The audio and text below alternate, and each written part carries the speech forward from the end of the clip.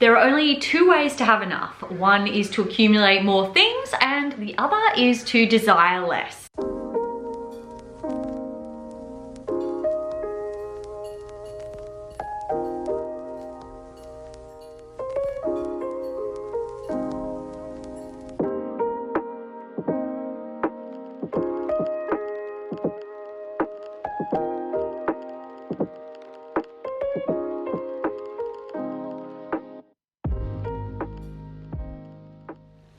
Hey there friends, it's Carly. Welcome back to my channel, or hello if you're new here, and welcome to another Coffee and Conversations episode where today we are talking all about minimalism.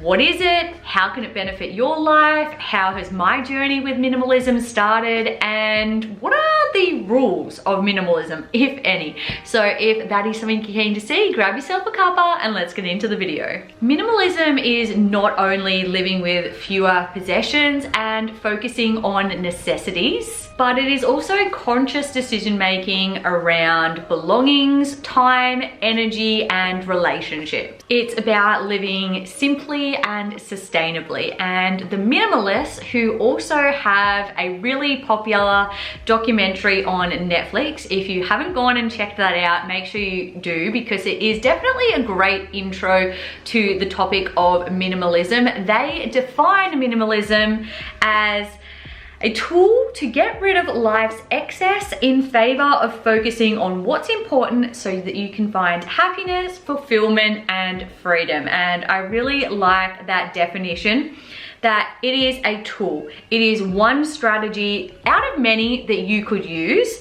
It is about focusing on what's important, so it doesn't necessarily necessitate that you need to get rid of things. You need to focus more on what are the important things in your life, and it's about that end goal, finding fulfillment, happiness, and freedom. Financial freedom, as well as mental and emotional freedom that comes with not having so much clutter, so many things that are dividing your attention. I like that there is this very natural relationship between minimalism and also slow and intentional living. And I also like the idea that minimalism is not just about owning less possessions, but also about cutting out any of the excess clutter and noise in your life, whether that be friendships and relationships that are no longer serving you, things that you have on your to-do list that are not really enriching your life and they're just there for the sake of it, and having that sort of really frantic schedule, excessive technology consumption, as well as like physical clutter in your house as well. And then there is also like different variations and different levels, I suppose, or degrees, I suppose, to which you can identify with minimalism. For instance, there is essentialism, which is really just about possessing only the essentials, and is probably a more intense version of minimalism. That is some of the more popularized images that you see online of like people living with virtually no possessions, and because it is such a shocking contrast to the overconsumption that we typically see in today's society, it gains a lot of interest around that type of lifestyle. You've also got eco-minimalism, because not only should minimalism be about like owning less, but also having that sustainability mindset with the things that you do intentionally purchase, making sure that they are ethically and sustainably sourced. So that eco mindset of, you know, where did these things come from? Are people paid fairly? How am I going to use it? And like, what's the sort of life cycle of this product? I feel like there's sort of that natural relationship going on there between minimalism and sustainability as well. And then you also have aesthetic minimalism. A lot of the times, another image that you see typically with the minimalist lifestyle is like a lot of really muted color palettes, blacks, whites, and beiges. And that's not necessarily like a true representation of what it means to be a minimalist. You can be an aesthetic minimalist, where it means that not only do you like to have fewer possessions and less clutter, but you also like the color palette of those things to be a bit more muted, and I guess easier on the eyes, if you will. But that's not to say that you might have sparse clothing or furniture or whatever, and that they are really bright or patterned. That is, I guess, the opposite of aesthetic minimalism. You are still minimalist in the sense that you own fewer possessions, but you're able to infuse your own sense of personality and joy within them by choosing colors and patterns and styles that resonate with your interests. If you're watching this video, chances are you probably feel like me, in the sense that today's lifestyle and world that we live in is quite frantic, quite overwhelming, quite stressful, and minimalism kind of has that draw to it as maybe a potential cure or antidote to some of the things that are causing us unnecessary anxiety in today's day and age. There are definitely a lot of benefits to minimalism, and for sure one of those is being less stressed and overwhelmed. It also allows you to make time for things and people that do matter within your life. It certainly allows you to save more money because you're not getting drawn into that overconsumption lifestyle. It also allows for fewer distractions, not only from physical items, but also from technology. You may identify as a digital minimalist, which means that you have minimal interactions with technology, social media, and that is definitely going to have a great impact on your mental health for a start. It also means less decision fatigue.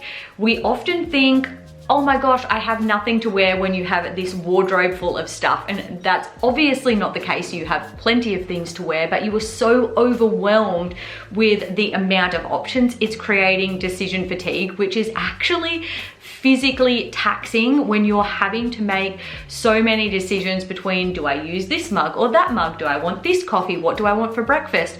If you refine and confine the amount of options that you have to choose from, it's going to make the decision-making process a lot more automatic and is going to be a lot more stress reducing on your nervous system on a daily basis. It allows you to learn about what you value. Freedom to roam, if you're someone who likes to travel, owning less possessions is going to be a whole heap easy for you to just pick up and move, whether that's, you know, traveling around in a van or moving from one place to another. And lastly, it also helps to stop the comparison cycle, with the Joneses being practically everyone that you see online. The pressure to keep up with them is growing day by day. If you just have no desire to be a part of the rat race, or to put your value in material possessions and status and external validation,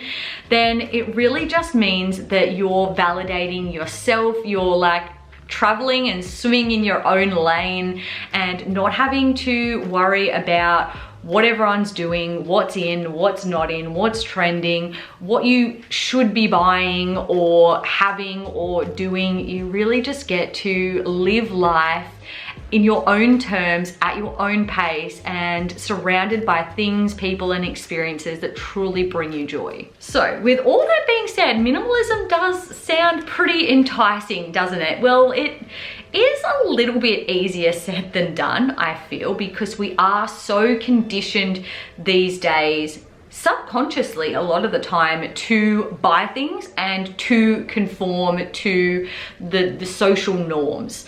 Definitely I have experienced that with my own journey of minimalism. I feel like outwardly, probably people wouldn't identify me as your typical minimalist, because I own stuff. I have more than 10 items in my wardrobe. I have a bookcase here full of books, but what I own are things that bring me joy, I truly use, and I don't have anything in like any sort of excessive amount. And those things together really encapsulate minimalism for me. I feel like people can associate rules or stereotypes or aesthetics with minimalism, but if you were someone that identifies as a minimalist and you are living with things that are not in excess, then chances are that definition is going to work for you. So I feel like my journey of minimalism probably began when I first moved out of home. At that stage, I was in a long-term relationship and I wanted to furnish my first house. So here I am buying furniture, buying decor. I had an entire room with bookshelves full of books. I had, for the first time, like a closet all to myself, which I could just fill with clothes. I would have heaps of options. I had something like 10 different Kardashian collection handbags, 20 different perfumes that I could rotate on a daily basis. And I felt like having that stuff made my space beautiful. It made me feel worthy and like I had some sort of value.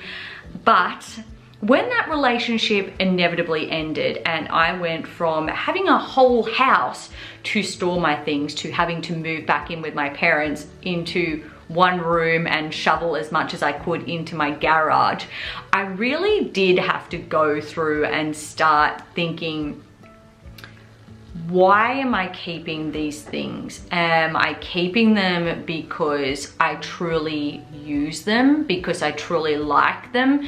Do they represent even who I am today? Because, you know, in your early 20s, your identity is changing so much as you're going out into the world, you're experiencing your first job, you're going to uni, you're moving, you're having relationships. And as your identity changes, your interests change, the way you dress, your style changes. And so a lot of the things that I had purchased when I first moved out no longer really resonated with who I wanted to be as a person and my lifestyle. I was trying to learn a lot more about sustainability and particularly about making eco-friendly choices when it came to self-care, beauty, cleaning, all of these things. So a lot of the things that I had purchased were very mindless purchases. I was investing in a lot of fast fashion. I was investing in like a lot of toxic beauty and chemicals that really were things that I didn't want to be part of my life anymore.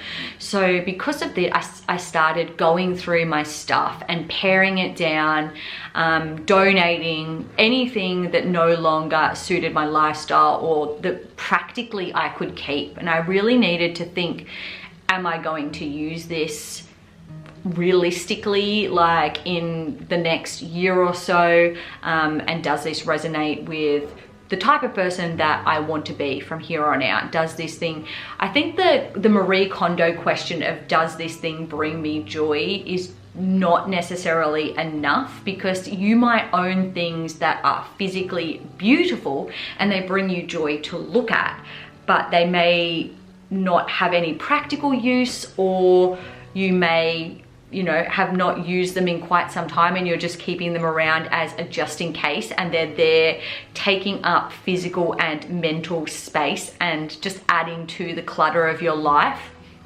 And I feel like as I started working as a teacher and my life became a lot more stressful because that job was very mentally and emotionally taxing, I started to feel suffocated by my stuff.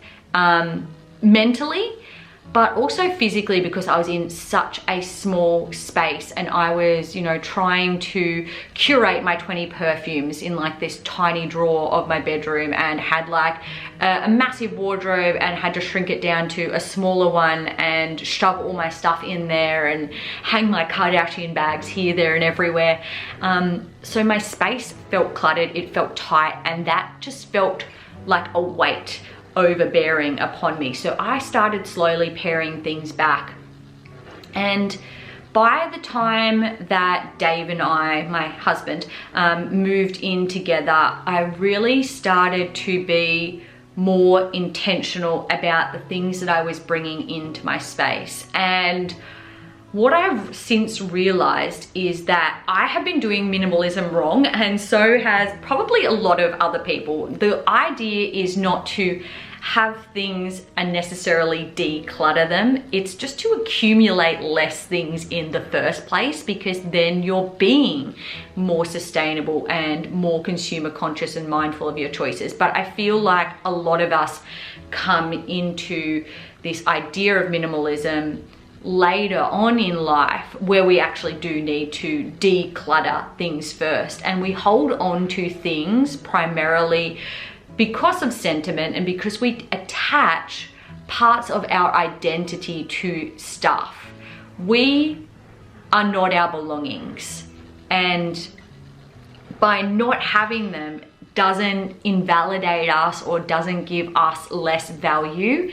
And I feel like due to, you know, advertising and social media and different things, we've sort of been indoctrinated to think the opposite of that, because people want us to buy and they want us to think that we're going to attain a certain level of respect or success or image or attractiveness by having possessions. I assume that probably a lot of people, whether they're identifying with the stuff gives me validation and status, some other people may identify with the idea that stuff is going to protect me, and then if anything happens, I have these things here which I can rely on. So since moving into this new house, I have been super intentional about the things that I bring into it, and I am approaching the minimalism from like less of a decluttering perspective and more of a conscious consumption perspective, and taking my time to look around, shop around and find the perfect item prior to purchasing, and to really think, well, do I need this? Because I'm the type of person that does sometimes buy things and then has buyer's remorse, like, why did I buy that? Was I sort of influenced to buy it? What was I feeling at the time that made me feel like I needed it? I don't really need it. I don't want it. It's adding to my clutter. It wasn't like the best purchase in terms of quality or price or whatever it may be. So I feel like taking more time to assess things prior to buying them has definitely helped me in my minimalist journey. I still do a lot of decluttering. I like to go around, you know, every couple of months and assess, am I using these things? Are they taking up space? Have they like stood the test of time in terms of quality and wear and tear?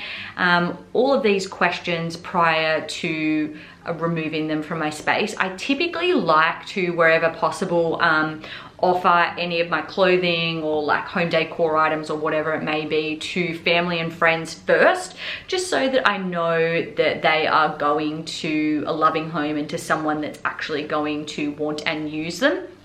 And then afterwards I donate to charity. It's very rare that I would actually throw anything in the bin unless it was like legitimately like wrecked, broken beyond repair, because I know that waste is such a big thing in our world, and we just cannot really cope with the amount of waste that is happening on a global scale on a yearly basis. Another thing that I've learned about minimalism on my journey is that it's about progress over perfection. I definitely have a tendency to identify with a more perfectionist mindset. And I feel like if you're trying to like go through your entire house, get rid of 99% of your possessions, just live with the bare essentials in like a very short space of time, you're probably going to end up regretting that, and it's probably not going to be sustainable. You sort of need to work out what is going to work for you and not get mad at yourself if you do end up buying things or if you do end up having a collection of things. I guess the thing that I would say I have a collection of would be my books. I've definitely pared down my books from when even I first moved into this house, or when I first moved out of home in general. But books bring me joy, and the ones that I have here on my bookshelf are ones that I really enjoy, and I know that I'm going to come back to and read again and again, whether it's cover to cover or just flicking through, looking at pictures or reading a bit here and there. These are my pride and joy. And I think a lot of people think that they're not allowed to have a collection of things if they're a minimalist. But if you're someone that is a painter and you want to achieve a more minimalist lifestyle, like, don't go and get rid of like all your paints and brushes and canvases and all your things. That is your thing. That's your hobby that's going to bring you joy and purpose and light in your life. Or whether it's baking or whether it's sewing, like, I don't think that minimalism means that you're just not allowed to have stuff. You're allowed to have stuff, just stuff that, you know, serves a purpose and doesn't add to the clutter and stress of your life. And if those things do serve a purpose and bring meaning and joy to your life and are frequently used, then please keep them, because that's what it's about. As I was doing a bit of research for this video, I found a website that had rules of minimalism, some of which I sort of agree with, but a lot of which I don't.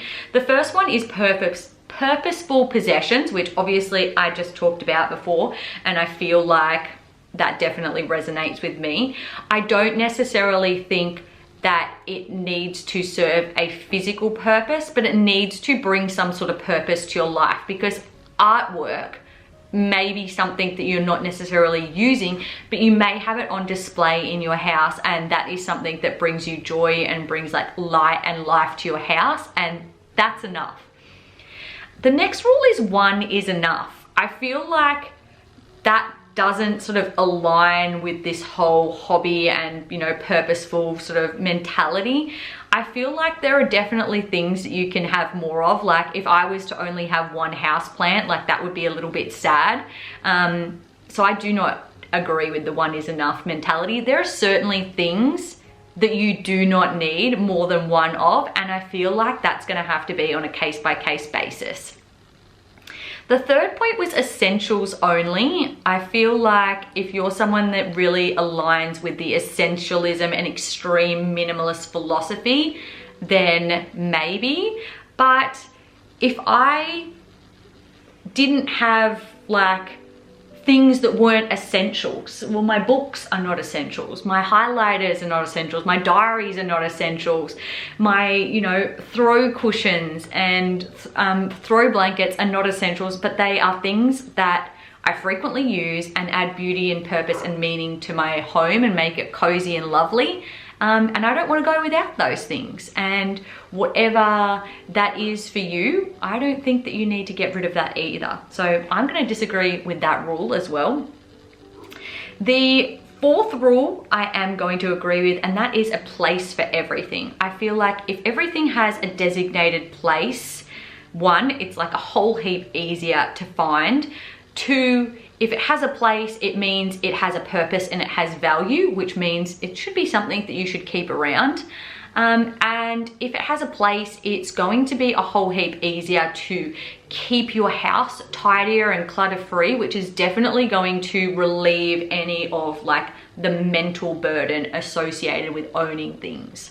Number 5, simple is best. I'm going to disagree with this one as well. If you are an aesthetic minimalist and you like things that are just plain, monochromatic, whatever, then simple is best. But I don't think that that's everyone, and I don't think we can just stereotype that simple is best is going to work for everyone.